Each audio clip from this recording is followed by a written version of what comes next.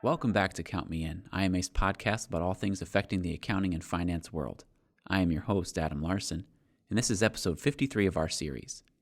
Our featured expert guest who joined Mitch for this conversation is Rachel Druckenmiller, the founder and CEO of Unmuted. Rachel is a keynote speaker who uses her compelling speaking engagements and live workshops to energize and engage workforces. In her discussion with Mitch, Rachel talks about self-care, self-leadership, and explains how individuals can manage expectations of others to meet the expectations and personal goals of their own. Keep listening to hear more about this valuable leadership topic.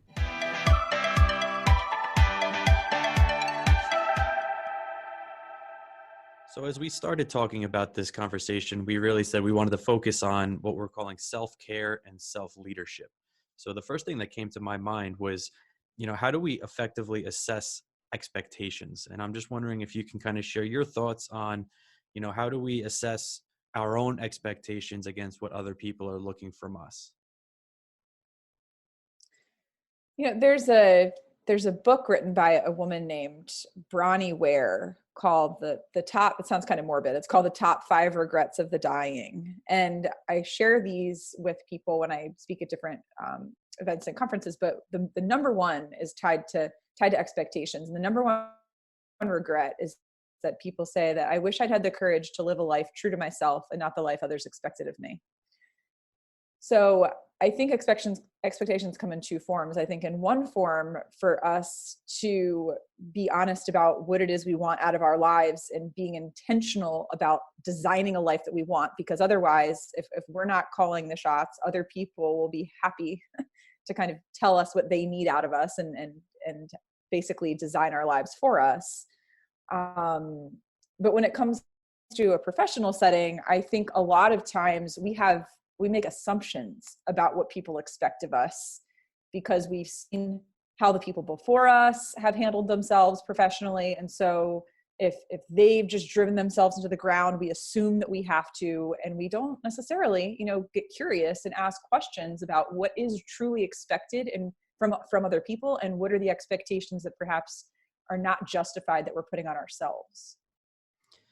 That's great. And how do we go about prioritizing this though? You always want to put your priorities, your goals first. That's kind of the message in being intentional. But once you get to know what other people expect of you, how do you go about reaching their needs to a point where you're still successful? I mean, for part of it, I feel like is, a matter of really being,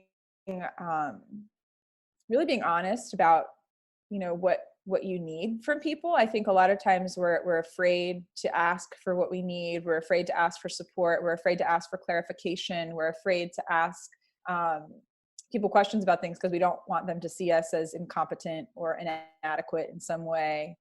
And so part of that, I think, is around making sure that we have the courage to be vulnerable and to be honest about, what we need. But then I think, another side of this is that we're working for a business, and so it's important for us to be clear with whoever we're working with that, what are you expecting of me, so that I can measure my own success. Because there's a book called The Truth About Employee Engagement by a guy named Patrick Lencioni, and one of the things that he talks about is that measurement is one of the key factors that leads to job misery. So basically, not being able to gauge our own success and progress. So I think, as employees, as leaders, one of the things that we can do to really make people feel, a sense of engagement at work, and this is also tied to expectations, is to really be clear on how they can measure their own success. And so if we don't know how to do that, if it's not clear to us, we need to be willing to ask those questions and get that clarity. That's a great point. And I actually just looked over. I have that book on my bookshelf right next to me in my office. So that's a great Oh, reference. cool. Yeah.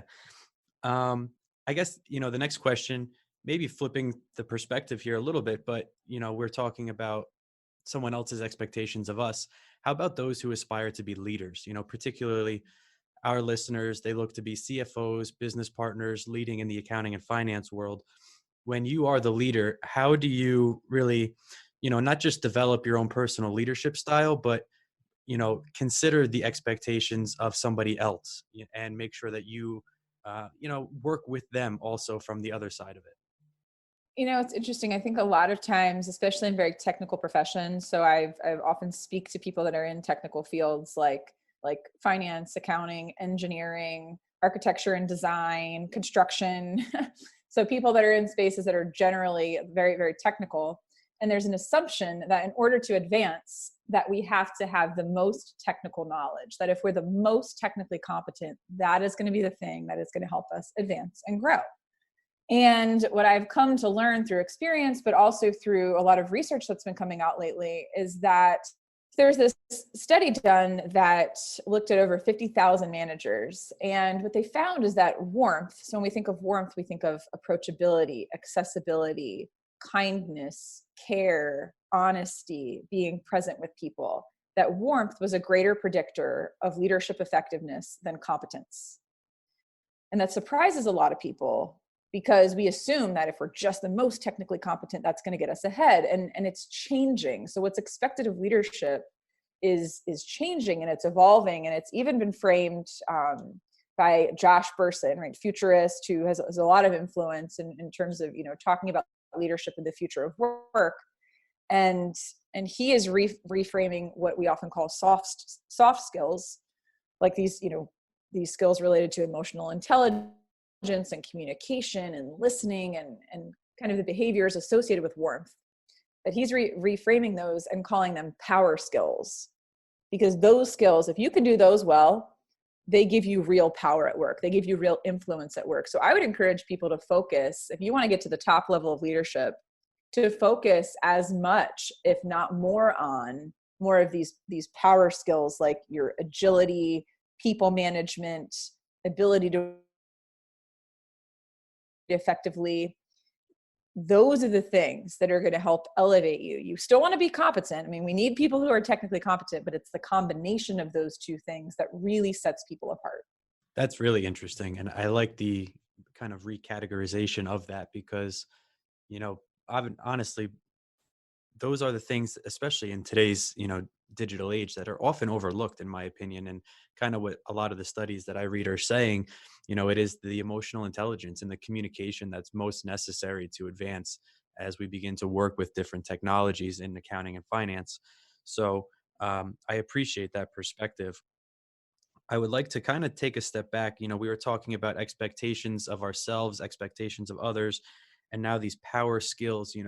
D- what are some of your suggestions, or do you have any perspective on how to really align all of this so that one can advance, one can succeed?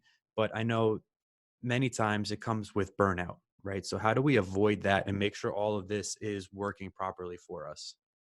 Well, one of the things is keeping ourselves grounded and surrounded by people that know us really well, that can speak the truth with care, um, that can be there with us and make us feel valued even when we're not accomplishing anything. So I think a lot of times burnout is due to a state of disconnection. So we get to the point where we're so focused on getting ahead. We're so focused on proving ourselves. We're so focused on demonstrating that we're an expert, and we know that we disconnect from these other aspects of our life that are important, like relationships, like these personal relationships, like self-care in the form of getting adequate sleep and making sure we're moving our bodies and doing things that we enjoy that don't necessarily involve numbing ourselves with alcohol or excessive Netflix, for instance.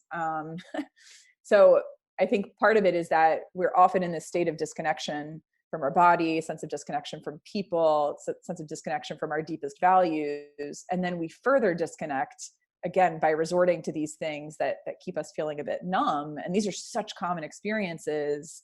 And so what I like to do is kind of wake people up to that awareness that, hey, you know what, is that really working? Is that really working for you? And what might you do instead to really take better care of yourself on a consistent basis by being in connection and community with other people on a consistent, on a consistent way, and by doing things like tending to sleep and having healthy forms of self-care that don't necessarily involve, checking out. Well, I think this conversation, we kicked it off with self-care and self-leadership, and intentionally we indirectly kind of define both of these, but I'm hoping you can kind of just give us, your true definitions of self-care, self-leadership, and ultimately what are the benefits one can expect when they're able to implement this into their daily lives. So self-care is really kind of any activity that you're doing that supports your mental, physical, or emotional well-being.